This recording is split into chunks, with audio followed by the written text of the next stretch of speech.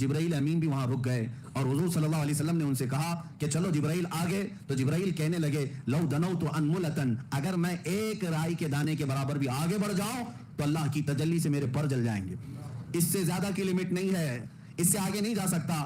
آپ تشریف لے جائیں، آپ کا رب آپ کا حامی و ناصر ہے. نبی پاک صلی اللہ علیہ وسلم اس کے آگے کا جو سفر فرماتے ہیں. پھر بھی ابھی ایک سواری لائی گئی جس کو رف رف کہا گیا. رف رف یہ براق سے بھی کئی ہزار درجے تیز رفتار. اس میں جب نبی پاک صلی اللہ تعالیٰ علیہ وسلم سوار ہوئے تو جہاں تک جبرائیل کی نظریں جاتی تھی وہاں تک رف رف گیا. پھر حضور صلی اللہ تعالیٰ علیہ وسلم کو رف رف سے بھی اترنے کا حکم ہوا. رف رف سے جب آپ صلی اللہ علیہ وسلم اتر آئے تو اس سواری کو بھی چھوڑ دیا گیا. اب حکم ہوا کہ اب محبوب اکیلے جائیں، اس سے آگے اب کسی کا سفر نہیں ہے، اب آپ اکیلے جائیں. اب جس جگہ میرے آقا صلی اللہ علیہ وسلم گئے اس کو کہتے ہیں لا مکان. اس کو کیا کہتے ہیں؟ لا مکان. لا مکان کا مطلب ہوتا ہے مکان ہے ہی نہیں، جگہ ہے ہی نہیں. کیا بولو گے اس کو؟ اس کا نام کیا ہے؟ اس کا نام کیا؟ اچھا، اور دوسری بات، وہ کہاں ہے، کیسا ہے، کدھر ہے، یہ بھی نہیں پتا.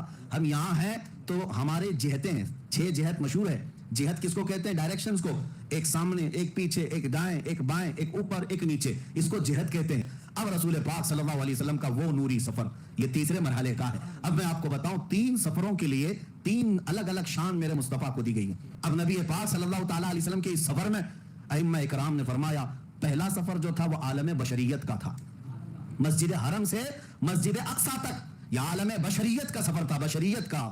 اور اب یہاں سے بیت المقدس سے سدرۃ المنتہا تک نبی پاک صلی اللہ علیہ وسلم کی نورانیت کا سفر تھا. اور سدرۃ المنتہا سے عرش الہی اور لامکاں کا سفر حقیقت محمدیہ کا تھا.